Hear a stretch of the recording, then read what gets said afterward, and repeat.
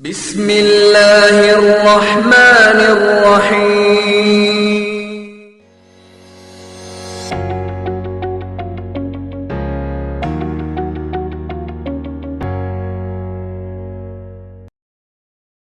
Bismillahirrahmanirrahim. Assalamualaikum warahmatullahi wabarakatuh. Alhamdulillah. Alhamdulillahi rabbil alamin. Wassalatu wassalamu ala asrafil anbiya'i wal mursalin. Sayyidina wa maulana Muhammadin wa ala alihi wa ashabihi al-ajma'in.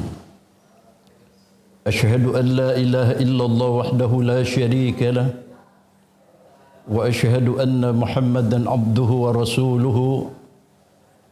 Ya ayyuhalladzina amanu ittaqullaha haqqa tuqatih wa la tamutunna illa wa antum muslimun. Wa qala aidan ya ayyuhan nasu ubudu rabbakum alladhi khalaqakum min nafsin wahidah wa khalaqa minha zawjaha wa batha minhuma rijalan katsiran wa nisaa'a wattaqullaha alladhi tasaaluna bihi wal arham innallaha kana 'alaykum raqiba. Wa qala aidan ya ayyuhalladhina amanu ittaqullaha wa qulu qawlan sadida yuslih lakum a'malakum wa yaghfir lakum dhunubakum wa man yuti' Allaha war rasul faqad faza fawzan 'azima. Amma ba'du fa inna asdaqal hadithi kalamullah. Kullu ummatin yadkhuluna al-jannata illa man aba. Qila wa man ya'ba ya Rasulullah? Qala man ata'ani dakhala al-jannah wa man asani faqad aba. Hadirin, alhamdulillah, tentunya dengan izin Allah Subhanahu wa taala kembali kita bersama-sama dapat bertemu dan kembali Allah kumpulkan kita dalam rangka at-taqarrub ila Allah, dalam rangka mendekatkan diri kita kepada Allah Subhanahu wa taala. Salam dan salawat tentunya kita kirimkan kepada junjungan alam baginda Rasul Muhammad sallallahu alaihi wasallam. Beliau adalah nabi dan rasul Allah Subhanahu wa taala yang telah menggulung tikar kemaksiatan, kemudian mengajak seluruh umat manusia kepada permadani kemuliaan, baik kemuliaan yang sifatnya temporer dalam kehidupan duniawi ini maupun yang sifatnya abadan abidin di akhirat insya-Allah. Oleh karenanya kepada beliau kita kirimkan salam dan salawat, kepada keluarga beliau, kepada para sahabat-sahabat beliau, dan kepada para pengikut setia beliau yang telah dan yang akan memperjuangkan ad-din wal Islam ini hingga akhir zaman.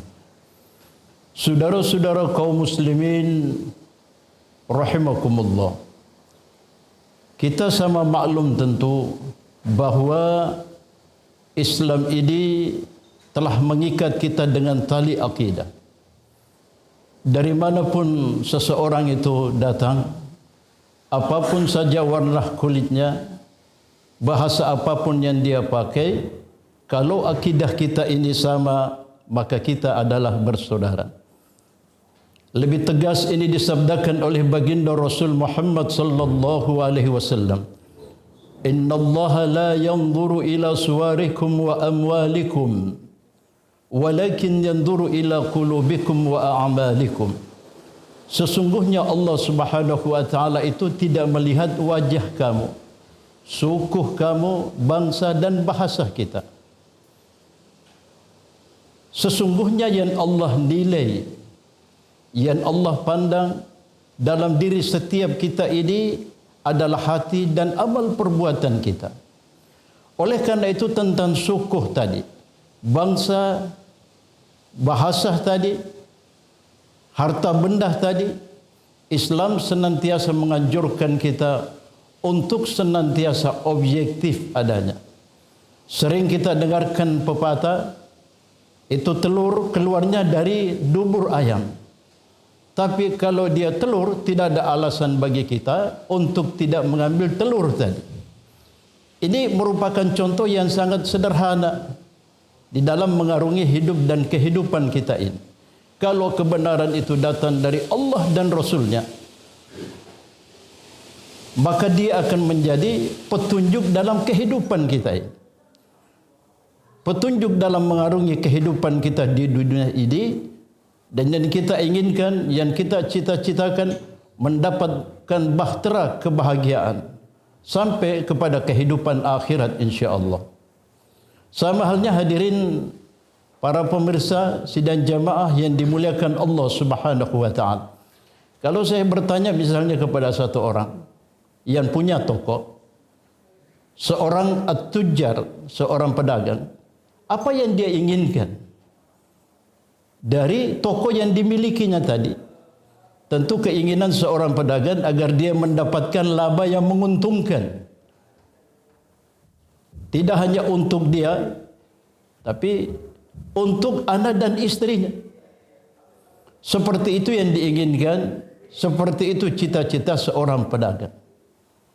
Kalau misalnya kita bertanya lagi kepada seorang petani yang memiliki 1 hektar tanah, apa yang diinginkan dari tanah tadi? Agar dia mendapatkan panen yang menguntungkan. Tidak hanya untuk dia, tapi panen itu untuk anak dan istrinya. Seperti itulah keinginan seorang pedagang yang memiliki toko 1 atau lebih daripada 1 toko. Seperti itu keinginan orang yang memiliki tanah, sawah, ladang yang dimiliki oleh seorang petani tadi, agar dia mendapatkan panen yang menguntungkan untuk dirinya dan imbasnya kepada anak dan istrinya. Lebih daripada itu keinginan orang-orang yang beriman kepada Allah Subhanahu wa taala, yang diinginkan oleh orang-orang yang salat tentunya, yang diinginkan oleh orang-orang yang senantiasa membasahi lisannya dengan zikir dan membaca Al-Quranul Karim, agar lewat mengamalkan perintah Allah tadi, iman itu bertahta di dalam singgasana hatinya yang paling dalam. Tidak hanya melengket di dinding hati, tapi iman itu masuk sampai ke hati sanubarinya yang paling dalam. Itu keinginan orang-orang yang beriman kepada Allah Subhanahu wa taala. Dan keinginan itu akan terwujud dalam diri kita sebagai iman yang sempurna tentunya. Iman yang diridhai oleh Allah Subhanahu wa taala tadi. Kalau di dalam diri kita ini ada perasaan cinta yang mendalam kepada saudara muslim kita yang lain, merasa bahwa kita adalah bagian dari diri saudara muslim kita yang lain, saudara muslim kita yang lain merasa bahwa dia adalah bagian dari saudara muslimnya yang lain. Kecintaan, perasaan, mahabbah dalam diri kita ini terhadap saudara kita yang lain, sampai-sampai merasa bahwa dia adalah bagian dalam diri saudara muslimnya yang lain. Bahkan di dalam Al-Quranul Karim, dalam surah Al-Hujurat, Allah menjelaskan, innamal mu'minuna ikhwa, sesungguhnya orang-orang Islam itu adalah bersaudara. Bahkan dalam hadis yang lain Nabi menjelaskan, saudara muslim yang satu dengan yang lain itu ibaratnya kal jasadil wahid, ibarat seperti satu tubuh yang satu. Terkadang dalam hidup ini Bapa dan saudara yang dimuliakan Allah, kita terkena sakit seperti sakit gigi misalnya. Gigi kita sakit tapi telinga kita mendengung, mata kita berkunang-kunang, sekujur tubuh kita yang sakit. Padahal yang penyebab kita terkena sakit tadi gigi kita, tapi kok seluruh tubuh kita ini merasakan sakit. Maka seperti itulah gambaran tentang ukhuwah Islamiyah ini yang mesti kita jaga dengan baik. Inilah hadirin yang dimuliakan Allah sebagai judul, sebagai tema kita pada hari ini, tentang ukhuwah Islamiyah yang mesti kita naikkan ke permukaan. Sampai dalam hadis yang lain Nabi pun menjelaskan, satu muslim kata Nabi dengan muslim yang lain kalbunyanun, ibarat satu bangunan yang kokoh, satu dengan yang lainnya saling menguatkan. Bahkan dalam hadis yang sahih yang maksudnya dijelaskan bahwa sesungguhnya syarat untuk masuk dalam surga Allah, setiap kita harus memiliki iman. Ini adalah sesuatu yang utama, yang terutama, yang setiap kita harus memiliki ini. Yang dengan iman ini Allah akan masukkan kita dalam surga.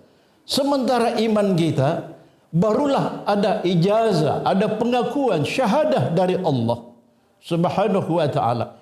Ketika di dalam diri kita ini ada perasaan kecintaan yang dalam, perasaan mahabbah yang begitu dalam ketika melihat saudara muslim kita yang lain. Saudara-saudara kaum muslimin rahimakumullah, ini adalah perintah Allah Subhanahu wa ta'ala.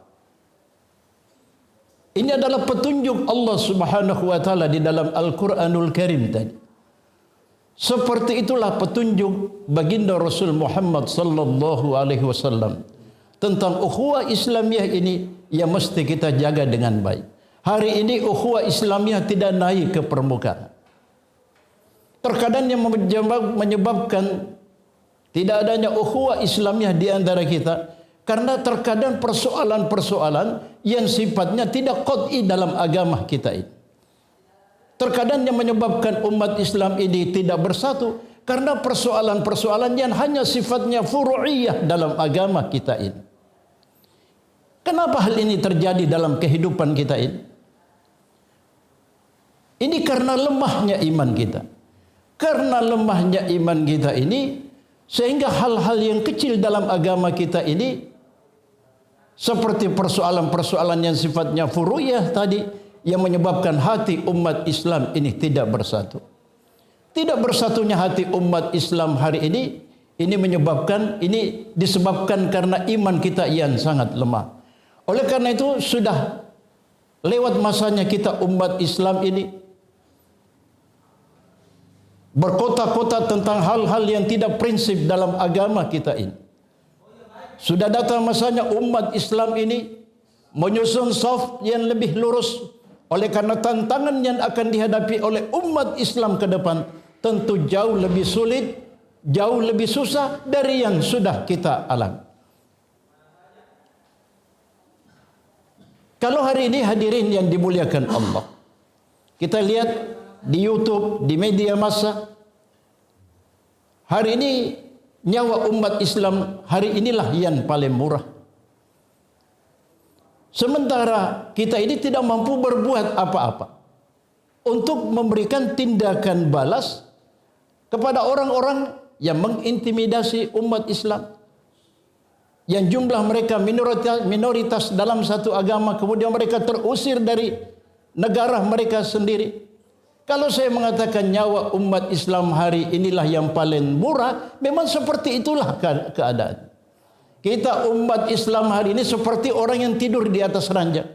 Coba lihat bagaimana orang yang tidur di atas ranjang. Kalau dia tidur sampai berhari-hari, sampai berminggu-minggu, bahkan sampai berbulan-bulan, tentu yang ada dalam benak kita, oh ini orang dalam kondisi sakit ya. Sebab orang yang seperti ini keadaannya ini adalah orang yang sakit. Orang yang sakit ini kan tidak mampu berbuat apa-apa. Lain ketika waktu dia sehat, semua pekerjaan, tanggung jawab yang diberikan kepadanya akan mampu dibuat oleh orang ini. Kenapa? Kondisinya dalam keadaan sehat. Tapi kalau kondisi dalam keadaan sakit, orang ini misalnya dulu pernah punya musuh, orang ini mau ditempeleng, dengan entengnya orang akan mampu lakukan. Kenapa? Kondisinya dalam keadaan sakit. Untuk meminum air saja, air aqua satu gelas, beratnya minta ampun. Kondisinya lemah, dia dalam keadaan sakit. Seperti inilah kondisi umat Islam hari ini. Dalam keadaan lemah mengamalkan perintah Allah. Sampai-sampai hadirin dimuliakan Allah, untuk mengucapkan salam saja kepada seseorang ini kan beratnya minta ampun. Untuk membuka Al-Quran, membaca Al-Quran susahnya minta ampun. Azan sudah berkumandang di masjid, orang tidak mampu ke masjid. Ini beratnya untuk melangkahkan kaki kita menuju ke rumah Allah Subhanahu wa taala. Kenapa? Kondisi iman kita dalam keadaan lemah. Sampai-sampai perintah Allah Subhanahu wa taala yaitu salat yang merupakan mediasi yang paling tinggi antara hamba dengan Khaliqnya, ini sudah mulai ditinggalkan oleh umat Islam hari ini. Pada Rasul menjelaskan dalam hadisnya, man taraka salata muta'ammidan wa kafara jihada. Orang yang meninggalkan salat dengan sengaja, maka sesungguhnya dia kafir dengan nyata. Tanda bahwa sesungguhnya orang itu memiliki iman tapi imannya sangat lemah ketika adzan berkumandang di masjid kemudian dia tidak ke masjid. Kalau hal-hal yang besar seperti salat saja sudah mulai ditinggalkan oleh umat hari ini, bagaimana dengan perintah-perintah Allah yang kecil? Sampai sekarang ini kan orang sudah terbiasa menceritakan aib saudaranya, menggibah, menamimah saudaranya. Pada Rasul menjelaskan dalam hadisnya, tuba liman salaghahu aibuhu an uyubin nas. Beruntung orang yang senantiasa melihat aib dan kekurangan dirinya sendiri sampai tidak sempat melihat aib dan kekurangan saudara muslimnya yang lain. Celaka benar kata Nabi, orang yang senantiasa melihat aib dan kekurangan diri saudara muslimnya sampai tidak sempat melihat aib dan kekurangan dirinya sendiri. Ada pepatah orang Makassar bilang, teh gigin na tahu na cini, tena na cini kita gigin na dampili. Inilah kondisi yang terjadi di dalam diri kita ini. Perintah Allah yang mesti kita tinggalkan, susah untuk kita tinggalkan. Perintah Allah yang mesti kita amalkan dalam kehidupan kita ini, berat untuk kita laksanakan. Kenapa hal ini terjadi? Karena di dalam diri kita ini, minta maaf hadirin yang dimuliakan Allah, ada satu penyakit yang sangat berbahaya dalam diri kita ini. Penyakit yang saya maksud bukan penyakit yang sifatnya jasmania, seperti asam urat, ini kan biasa saja. Jantung, lever, ini hanya dibawa sampai di atas lubang kubur. Penyakit yang saya maksud adalah penyakit yang membawa kita sengsara kehidupan dunia ini dan terbawa sampai kepada kehidupan akhirat. Apa itu? Hubbud dunya wa karahiyal maut. Cinta dunia yang berlebihan dan takut menghadapi kematian. Ini adalah penyakit yang sangat berbahaya. Oleh karena itu, dua hal yang mesti dibuat oleh seluruh umat Islam, seluruh kita. Yaitu yang pertama, hubbud dunya tadi, wa karahiyal maut. Cinta dunia yang berlebihan, takut menghadapi kematian. Ini adalah penyakit yang mesti kita keluarkan dari hati kita. Kemudian melakukan dua hal dalam diri kita ini. Apa itu? Memasukkan kalimat Allah dalam diri kita ini dan kecintaan kepada agama Allah Subhanahu wa taala ini. Ini adalah sebab yang paling utama untuk menghadirkan iman di dalam diri kita ini. Samalnya hadirin yang dimuliakan Allah, ada kue di atas meja makan kita. Ada makanan di atas meja makan kita. Itu kan tidak ada dengan sendirinya. Seperti nasi misalnya, lauk, pauk, itu tidak ada dengan sendirinya. Kita butuh sebab.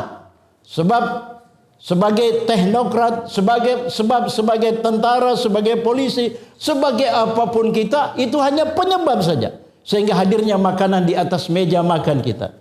Demikian pula sebab yang paling utama, salah satu di antaranya untuk mengeluarkan hubbud dunya wa karahiyal maut, cinta dunia yang berlebihan dari hati kita dan takut menghadapi kematian yang berlebihan dari hati kita, dengan jalan keluarkan kecintaan dunia tadi dari hati kita dan memasukkan kecintaan kepada Allah Subhanahu wa taala di dalam hati kita ini. Samalnya hadirin rahimakumullah, di setiap rumah kita ini ada kolam di rumah kita itu.